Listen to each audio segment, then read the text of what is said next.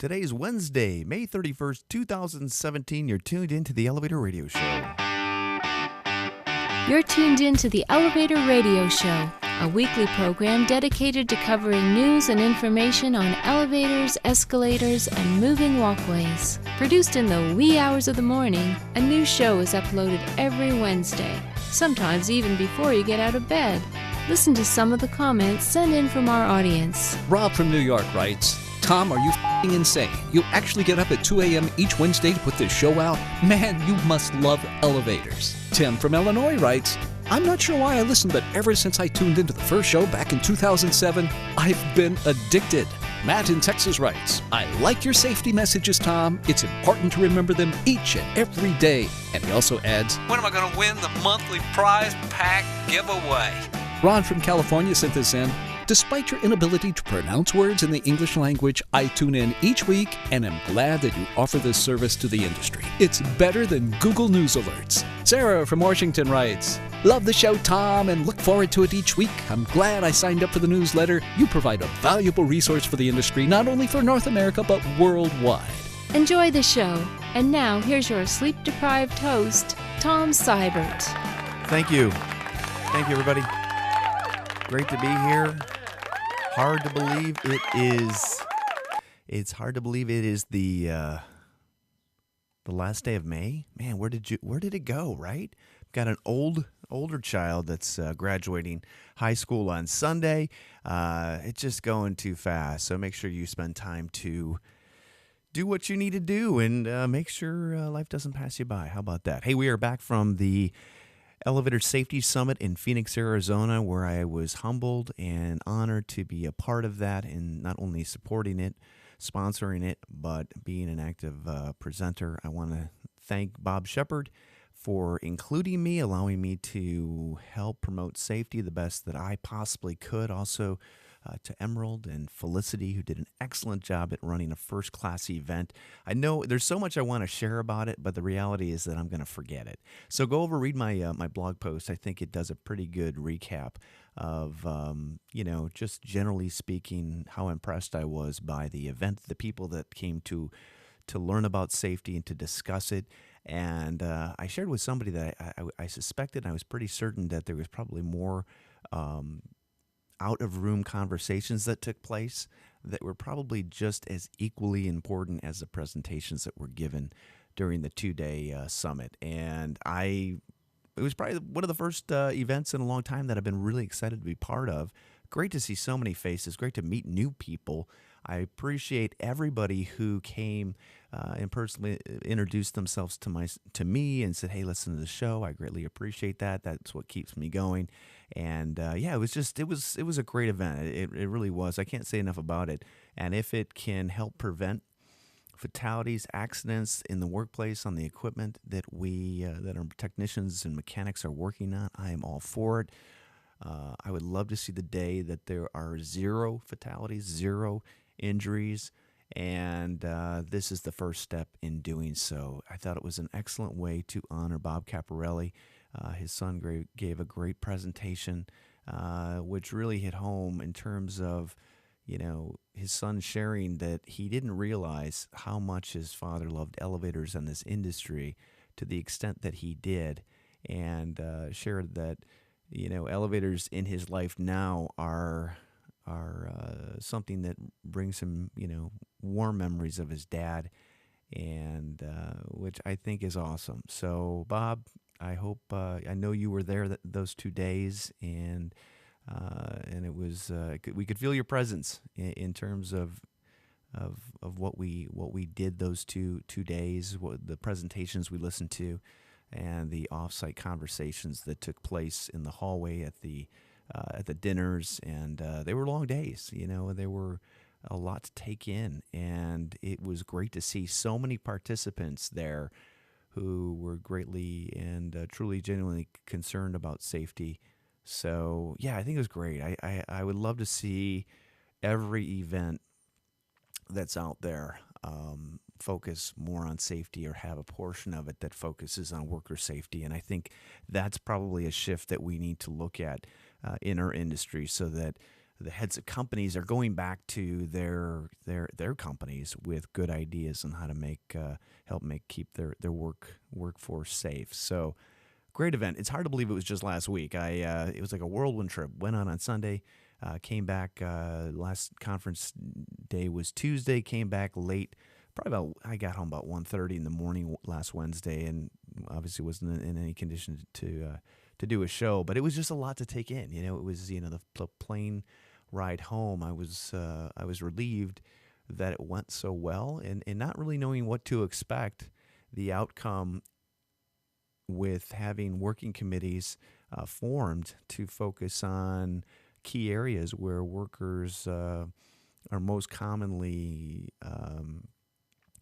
susceptible to be injured in, and coming up with a plan that trains those mechanics so that they are not, everybody's doing what they need to do each and every day so they go home to their families. So Bob Shepard's got a lot of passion, and has seen probably one too many accidents and fatalities in the workspace. And so hats off. You can rest now a little bit.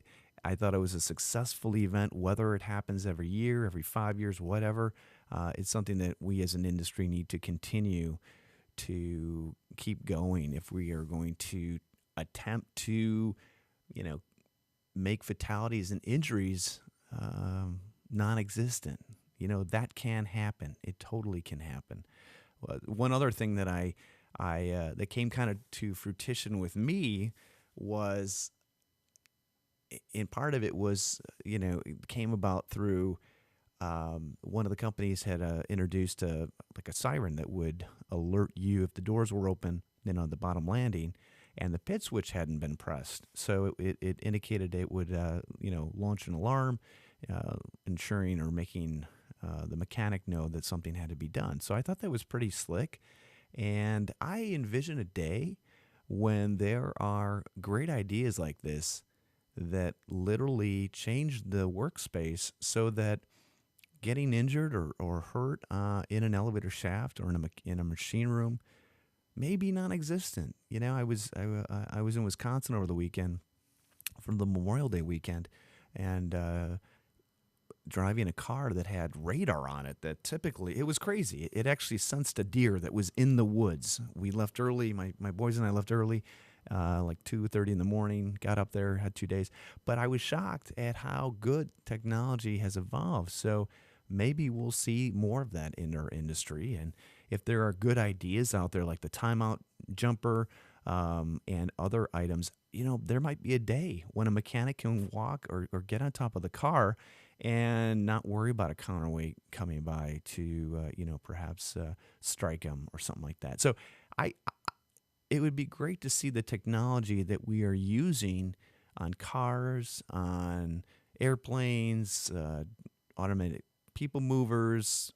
It would be awesome to see that kind of technology kind of merge over into to other areas in the construction space, in the trades, so that accidents, don't happen. So I hope that happens. I truly hope that happens. And I have a feeling that you might see that from the majors out there. And obviously they're there to, make money. But at the end of the day, if that whatever idea is come up with can be shared and developed so that everybody can benefit, I'm all for that. So, just really a great event. Dave Turner did an excellent job introducing all of the presenters. I thought he was awesome. I thought the tie he wore was great.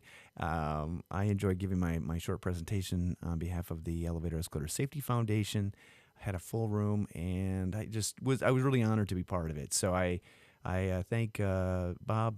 I thank all the sponsors. I'm proud to have been part of the event, and I'm really excited to see what those working committees create and work on and develop in the upcoming months and years, so that our workplace workers are safer. So it was a lot to take in, I'm telling you, and I'm sure I'm missing a whole bunch of stuff, but the reality is it's a first-class event, first rate, very enjoyable, awesome to meet so many people, so many new faces, also those that I've seen before on many occasions, and I think the turnout was fabulous. It was astounding. So hats off to you, Bob, and your team, Felicity, Emerald, Jack Day. Just great event. Can't say enough about it. So as you're resting today and hopefully just kind of kicking back and taking it all in, I'm excited to help this idea as much as I possibly can, and I encourage everybody out there to do it as well. So that's all I have to say about that. So yeah, hope everybody had a nice Memorial Day and you took an opportunity to remember those that we have lost who have served our country, who have made the ultimate sacrifice. I'm certain that if any of you out there have family members, who served in the military, who might have perished in any war or battle or conflict, I hope you shared those stories with your family members who might be younger so that their memory can continue on into the future. I try to do that every year, and it's important that we do that, because if we don't, we lose sight and we lose truly what these brave men and women have done to ensure that we have our freedom. And so many sacrifices. It's important, and so just keep those memories alive. Anyway, we got a good show for you today, 2 weeks worth of content. So we will cover those articles next. And if you have comments, questions, please share them on the Facebook page. That seems to be the best way for people to share their information. And as always, appreciate you spreading the word about the program. Not that we make any monetary value or money off of this thing, but the more people we have connected and linked up, the better off I think all of us will be in sharing the common theme that safety is our number one priority. So, without further ado, we will cover the week's news next. Let this week's news stories give you a lift on what's happening in the vertical transportation arena. Each news segment is organically dug and fresh with news stories of the week. Got lift? If not, stay tuned. Alrighty, first show of the week: how elevator mechanics became Canadians' hottest jobs. This is coming from McLean's.ca. This article scared the crud out of me. It says, for better or for work, how elevator mechanic became Canada's hottest job, for better or for worse. This is an article written by McLean's.ca, and just read down in the article, because it is just like, oh my gosh, this is terrifying. To save money, a condo superintendent in Bear, Ontario recently conducted a do-it-yourself elevator job. Oh yeah, because the building owner is well-trained in that, but unbelievable. So here's a guy who witnessed a elevator mechanic use a drop box to open an elevator door, and so he said, is inside the sorry about that. He said, I can do that as well. So this is frightening. So, the elevator mechanic profession in Canada has gone up from number 74 in 2006 to number 10 in 2017. I'm not sure how they pay up there, but the reality is that it's difficult, if not impossible, to maintain 150 to 200 elevators per month on somebody's route, and a mechanic's route, which is obviously that. So, in granted, there are elevators out there that don't require as much maintenance, but they still require maintenance, and that's covered under the elevator code. But this article is really terrifying, and the thought behind an building owner maintaining their unit or fixing it is terrifying, and all it's going to take is somebody to get injured or stuck. So if you were in a Canadian contracting company, I would do your due diligence. Send articles out indicating that death, fatality, and or injuries could occur if non-trained human beings, I should say, for lack of a better word, are accessing the elevator pit, et cetera, et cetera. So, but good news. I mean, you get more elevator mechanics. Hopefully, they can be brought on board into the companies, and improved maintenance can happen. I think that is a good step in the right direction. The reality is that the more mechanics you have, the more cost you have associated with your company. So yeah, it's not the easiest situation to be in, but still kind of a terrifying article. And I don't think they realize how dangerous a building owner accessing the elevator pit is. And the reality, it's terrifying. It is terrifying to think that somebody would be doing that. So yeah, can't even believe that was even written about, because at the end of the day, that just basically gave me some building owner idea. Oh, maybe I should fix my elevator. Let me get a coat hanger. Terrifying. This article was also talked about, I think, on the show 2 or 3 or 4 weeks ago. I did talk to somebody at the Elevator Safety Summit about it. And again, it's coming from CB News in Toronto about elevator usage and incidents in there being on the rise. I think the title is probably pretty good here. Elevator mishap reports reveal litany of misery, injury, and frustration.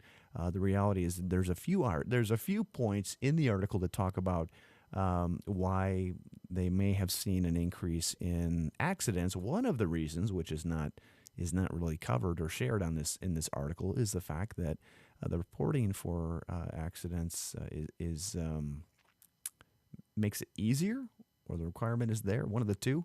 So, yeah, it's kind of scary. They're noting that vandalism is part of the problem. Let's see here. Yeah, in a daycare, 5 children on a tethered nylon strap got stuck in an elevator, 3 outside the elevator. Can you imagine? Can you imagine kids being tethered together by like a dog leash, only to find out there are 3 that are get stuck in the elevator, 2 outside?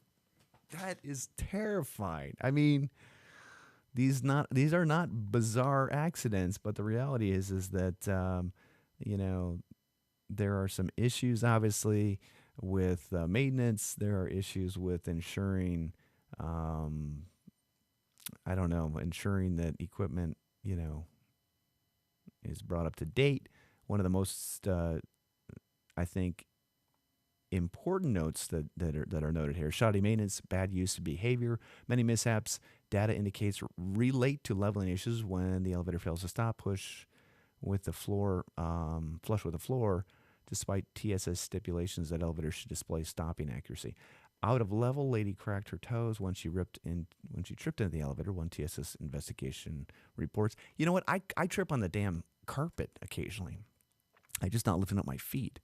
Authority identifies numerous causes for the problems, including shoddy maintenance and failure to follow the rules. Yeah, there you go. However, the bulk of incidents, 75%, are blamed on user behavior. That's huge. Most, unbelievable. Either by most prevalent occurrences are related to doors, either by impact when entering or exiting the elevator, or while trying to prevent elevator doors from closing. Yeah, you shouldn't be doing that kind of stuff. Let the doors close. I mean, maybe we need to put some kind of warning, like Danger Will Robinson thing. So, but yeah, there's some. So again, try hitting the main cause. I have to say that TSSA is probably one of the most advanced and strict safety organizations that I know of in terms of what they allow to be improved and installed. And I hope that the increase in mechanics truly helps out with maintenance and ensuring that elevators are continuously running safely. Okay, New York Post has an article: elderly woman mugged in elevator in her own building. These guys are scum, and I truly hope these people end up in the worst place of the world, either some type of jail cell or hell itself, purgatory. Anyway, apparently surveillance video from inside the elevator building on Grand Course at Macy's Place shows the creep entered the lift behind the elderly victim around 2:20 p.m. When the doors open, the man acts as though he's going to help the elderly woman off the elevator before cornering her and threatening her with an unknown object. So, yeah, unbelievable. So these guys are scum. You want to pick on an old lady? Come over to my office. You come pick on me, and I'll that's all I can say. I don't mean to be it just makes me mad. That's somebody's grandma that you're mugging. Anyway. Okay, next news article. I am trying to do my best not to link any kind of litigation case that is tied to some kind of blog for an attorney, because I hate them. Yep, I hate them. Not a big fan of the attorneys out there, the ambulance chasing guys out there. So this one, the Times Tribune has an article stating the jury awards $724,000 to a woman injured by an elevator. I'm not quite sure where that number came for, but apparently the door failed to stop and pinned this woman's hand. The elevator then moved down to the first floor. Yikes. I don't know how that can happen. I don't think it should be able to happen, but apparently it did. And it went to jury trial too, which anytime it goes to jury trial, that's typically not a good case, but perhaps maybe the what she was requesting or asking for was more than what the attorneys thought the jury would award. I don't know. It's such a game, unfortunately. Gay anger rises as broken elevator strands some residents at Linwood Park Apartments. This is in Washington. Residents of a 6-story apartment building have faced a broken elevator for nearly 2 weeks. This coming from Cairo7.com. Better get to Silverwood Theme Park while you can. Sorry about that. Anyway, yeah, never a good thing. But, when you're moving into some kind of a facility, make sure they have more than one elevator. And not that that's going to guarantee you're going to have access to your apartment or your condo. But the reality is that one elevator is probably not enough. So, anyway, link is in the show notes if you want to read more about that. Okay, escalator accident in Minnesota. The photo shows it all. Fox News, Channel 9 has the article, Investigators' Dangers on Escalator's Edge. It's not a danger. These units are not dangerous if you ride them properly. Okay, look at the photo here. Okay, I'm going to see if I can zoom in on this. Okay, the shoe from this little boy is on the side of the escalator, got caught in the more you open yourself up to the idea of change and the idea of that possibility, the more open you are.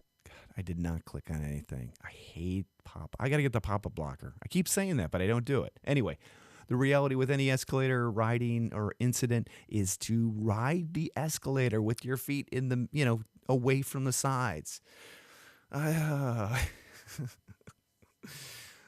Anyway, did the escalator malfunction? No. Probably not. I guess I shouldn't say that. But the reality is that when you're dragging your feet on the side of an escalator, the likelihood of it getting pulled in is pretty likely. I should say pretty likely. There's a better chance, I don't know what the percentage is, that your foot will, the rubber part of your foot is going to cause friction, heat up, and then maybe get really hot, then go in, and then boom, you're done. So just drives me crazy. Which brings me to the Elevator Escalator Safety Foundation, anyone. And so here's a great, program. Lots of programs here. Safety Rider Kids program tells you how to ride an escalator correctly, all that good stuff. So share this program with whomever you can. And just so you know, I did get the numbers on Monday, Tuesday, Friday, sometime last week after the summit of the online marketing campaign for the EESF in just like 2 weeks or 2.5 weeks. And I got to tell you, the numbers are pretty impressive for now. I cannot wait to share those.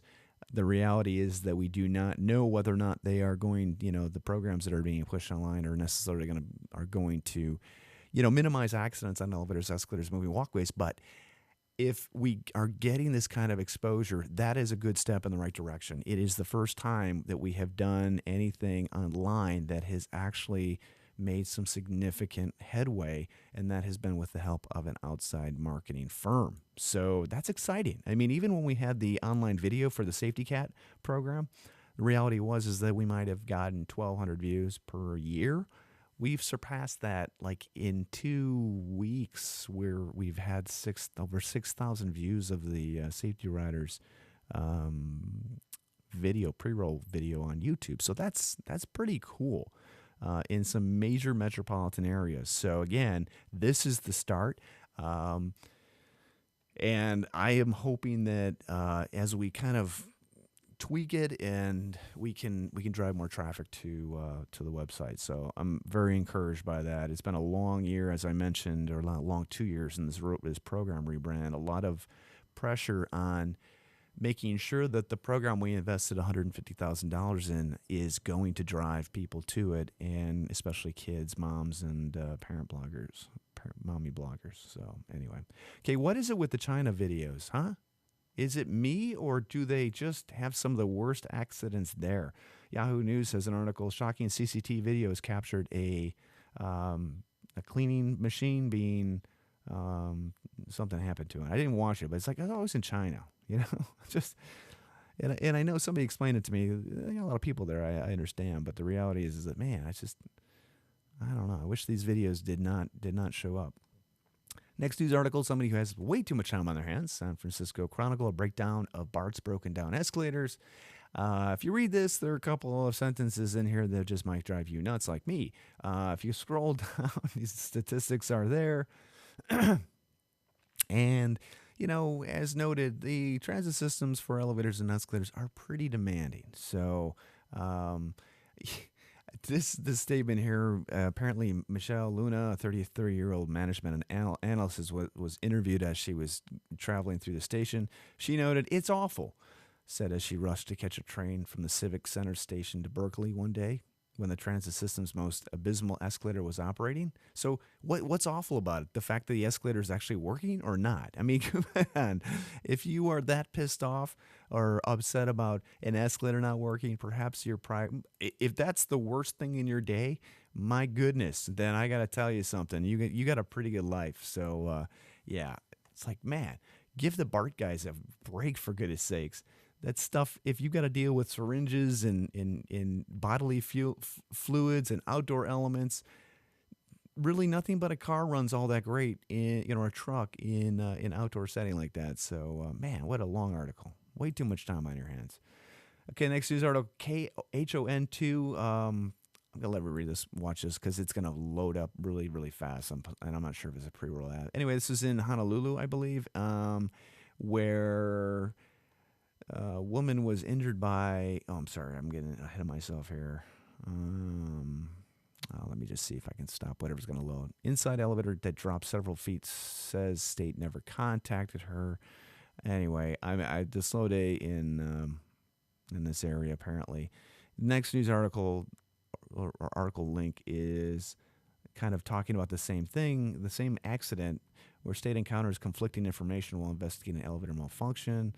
So, I don't know. The article says really nothing that is relevant, but the art of perception of what's falling and how far something has fallen is somewhat a little different from everybody who might be in one room or even in one elevator for that matter. So, okay, 14 people were rescued from an elevator in Atlantic City. Firefighters rescued 14 people stalled in casino elevator, carrying them 100 feet to safety. This is a pretty significant rescue, and I'm not sure whether or not Atlantic City Fire Department just wanted to, repel people. I know they know that the best place and the safest place for somebody to be in elevators in the elevator when it's not running. The individuals were stuck in a blind shaft elevator, but again, I'm not quite sure why it didn't run. I have a feeling that perhaps it was some kind of catastrophic issue that would not allow the elevator to go up or down. So I'm glad everybody is okay. I'm sure the extraction took quite a while to ensure the safety of all of those that were being pulled up. Okay, an elevator was set on fire because they're flammable, as are most units. And if you take a look at the person who is allegedly... Firefighters right now are investigating a fire at the Lido Inn in downtown Reno. 36-year-old Breon Humes was arrested for several dumpster fires in and around the inn, but investigators right now are still looking into if she set the fire in the elevator. Right now, she's being charged with first and third degree arson. 24 people had to evacuate yesterday morning. That's gonna be an expensive bill. I don't know. Yeah. So again, slow news day, I think, in Reno. Next news article, look to classic comedy for elevator guidelines. I didn't read this. I'll let everybody read it on your own. Always regarding being polite. You should be polite anytime, anyways, all the time. That's my note to you. So I always try to quickly enter and exit the elevator. If you're holding the door for somebody, just make sure you're using the door open button, stuff like that. So kind of a serious accident when a 14-year-old fell into an elevator. And this happened in Armin, wherever the heck that is. It is not in the United States or North America, but this person is in serious condition.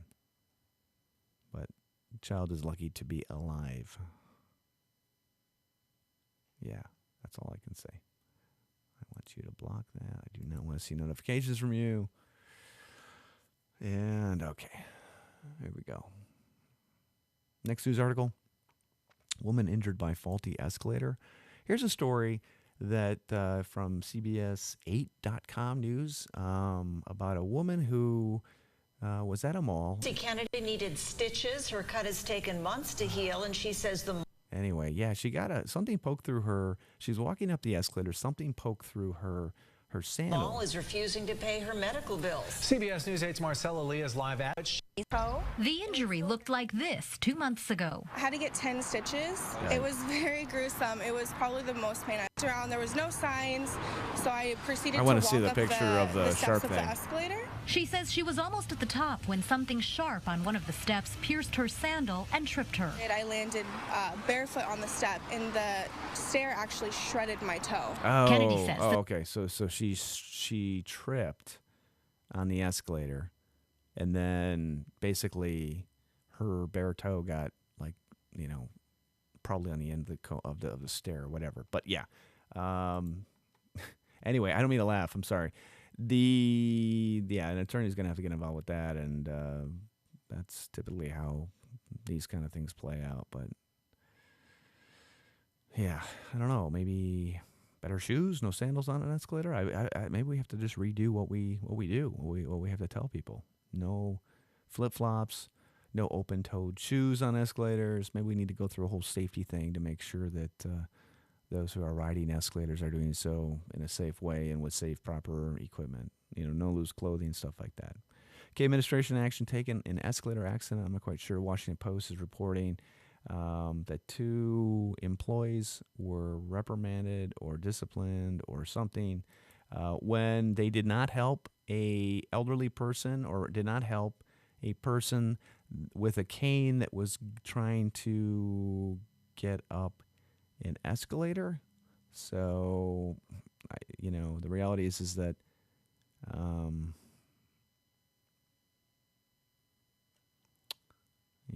the reality is that use the elevator whenever the escalator is not working, and if you have mobility issues, please use the elevator. Please use the elevator. Do not use the escalator if you can help it. Next news article, CEA, the June newsletter is published. So if you want to read what's going on there, Glenn Duncan did a great job with that one. And also thanks to for the support from our sponsors and attendees of the 3rd annual scholarship Night at the Races fundraiser is a success, which is awesome, and will raise more money for more college-bound kids.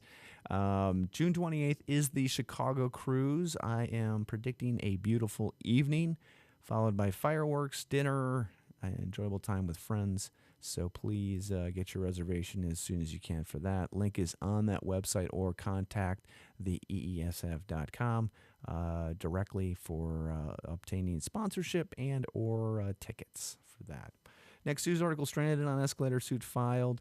Again, this title is somewhat interesting, but it's a lawsuit where a person or a passenger is suing an airline because they did not provide a wheelchair when they got on or off when they to get to the plane. And my God, you know what? What kind of attorney takes something like this? I was at the Phoenix airport. There must have been 1 million porters with wheelchairs driving around. So here's a woman who did not get a wheelchair. So she attempted to, what did she do? They dropped her off. When they dropped her off, they were under the impression she would have it, which was a wheelchair. So instead, she attempted to get down an escalator and fell and broke her leg. Is that right? What happened here? Yeah, she fell down the escalator. And that's the airline's fault. Yeah, that's the airline's fault because she attempted to get down an escalator and has mobility issues. Makes perfect sense. Yeah. Makes perfect sense. All right.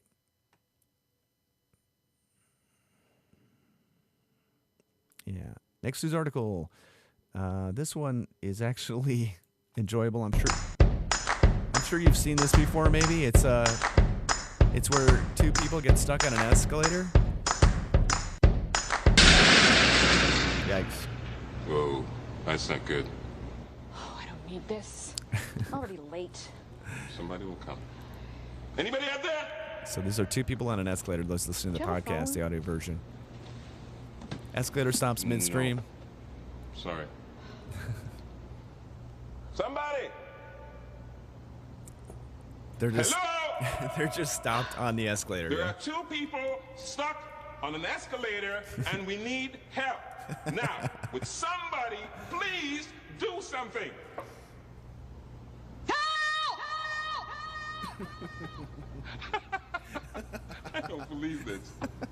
You gotta be kidding me. I'm gonna cry.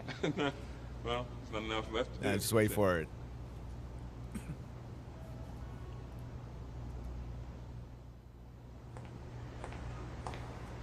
Okay, so later on, down below them. Hello!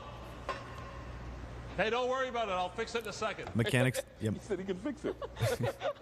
So mechanics getting on the escalator below them to go up. He says he can fix it. Then the mechanic gets stuck on the escalator.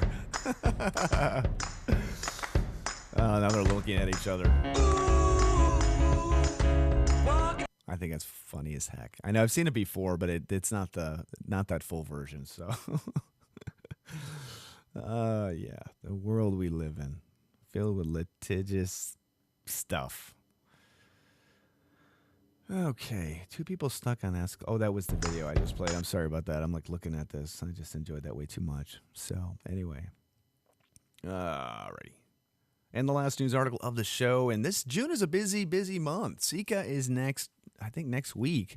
The Canadian Elevator Contractors Association. Excuse me. You guys have a great conference up there. I hope you learn a lot, enjoy yourself, and network with each other.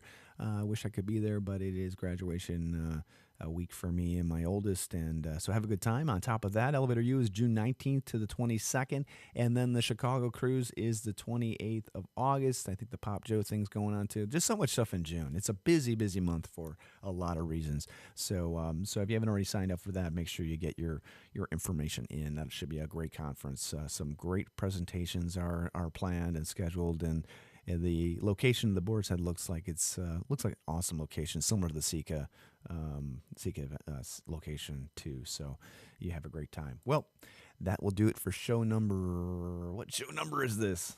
I just had it. 470. Yeah, we are cruising along. We do not have a prize pack giveaway today. Unfortunately, I did not get a chance to pull information, all that good stuff. So, plus I want to talk about the Elevator Safety Summit because I thought it was that important to do so. Get over to elevatorradioshow.com. All the show notes are linked in the post there, and we also have archive shows as well. So remember, be safe each and every day. Stay safety pinned, and let's all do our part to ensure that each one of us goes home every day. And because if you don't, it's bad. It's really, really bad. Okay. All right. I've talked enough. Have a great rest of the week, everybody. Thanks for tuning in. We'll talk to you next Wednesday. Bye-bye.